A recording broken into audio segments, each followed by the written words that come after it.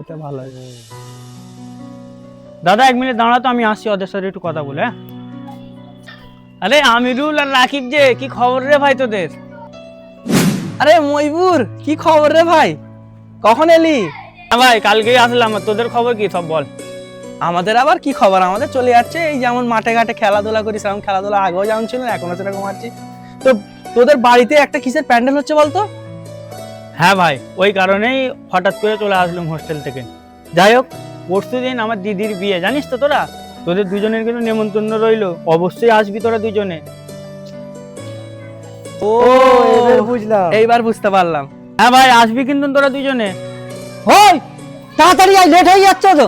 আসি দাদা, বলছি ভাই আসি। হ্যাঁ, আমার বাড়িতে অনেক কাজ আছে, বিয়ে বাড়ির কাজ তো বুঝতে তো পারছিস। আমি আসি, পরে কথা হবে না। হ্যাঁ চ দাদা। দাঁড়া, তুই ওই দুজনকে দিদির বিয়েতে নেমন্তন্ন করলি কেন? তো কি আছে, নেমন্তন্ন করেছি তো। নেমন্তন্ন করেছি মানে? তুই জানিস ওই দুজন কি জিনিস?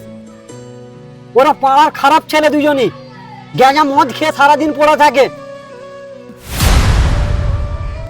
তুই ওই দুজনকে নেমন্তন্ন করলি দিদির বিয়েতে না জেনা শুনে?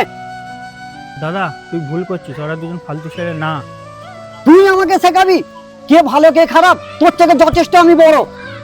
আজ থেকে দুজনের সাথে যদি তোকে আড্ডা মারতে দেখি, বাবাকে বলে বাড়ি থেকে তোকে বের করে দেবো, বলে দিন আমার।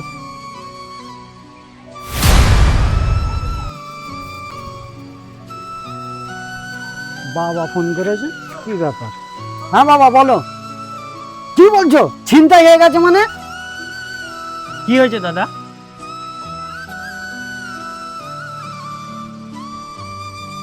সব শেষ হয়ে গেল।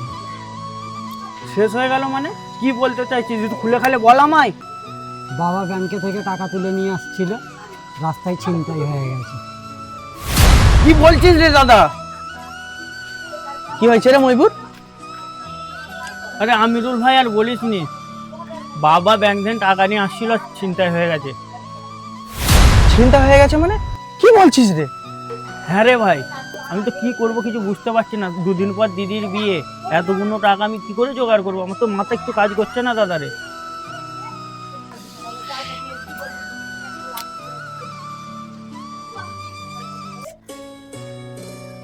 আমরা মরছি আমাদের জ্বালাই, ওনারা এসেছে আবার কাটা ঘায়ে নুনের ছিটে দিতে।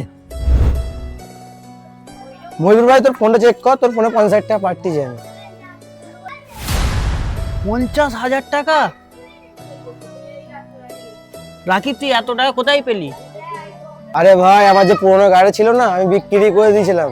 আমার ব্যাংকে টাকা ছিল, আমি ভাবলাম তোকে দিই, তোর তো কিছু কাজে লাগবে। ভাই গাড়ির টাকাটা তুই আমাকে দিয়ে দিলি? মইবুর ভাই তুই অত চিন্তা করছিস কেন? তোর দিদি আগে না এর গাড়িটা আগে? যা আগে তো তোর সমস্যাটা মেটা। এনে ভাই, আমার কাছে ভাই 30,000 টাকা আছে। আমার কাছে যতটুকু আছে আমি তোকে দিলাম, যা তুই তোর কাজটা আমি উদ্ধার করে দে ভাই। রাকিব, আমিরুল ভাই, তোদের দুজন কিন্তু আসতেই হবে আমার দিদির বিয়েতে। তোরা এত উপকার করলি আমার, অবশ্যই আসতে হবে তোদের দুজনকে। যাওয়ার তো খুব ইচ্ছা ছিল ভাই, কিন্তু আমরা কিরকম ছেলে পকেটে তো তোর দাদা ভালো করেই জানে। কিন্তু আমরা তো দুজনে ভেবেইছিলাম যে যাব, কিন্তু আর যাব না ভাই। তাই ভাই ফালতু আর গিয়ে তোদের ইজ্জতটা শেষ করবো না, অনেক আত্মীয় স্বজন আসবে। ঠিক আছে, ভালো থাকিস ভাই, তোর বোনের বিয়েটা ভালোভাবে উদ্ধার করে দিস। ঠিক আছে, আসছি ভাই, চ।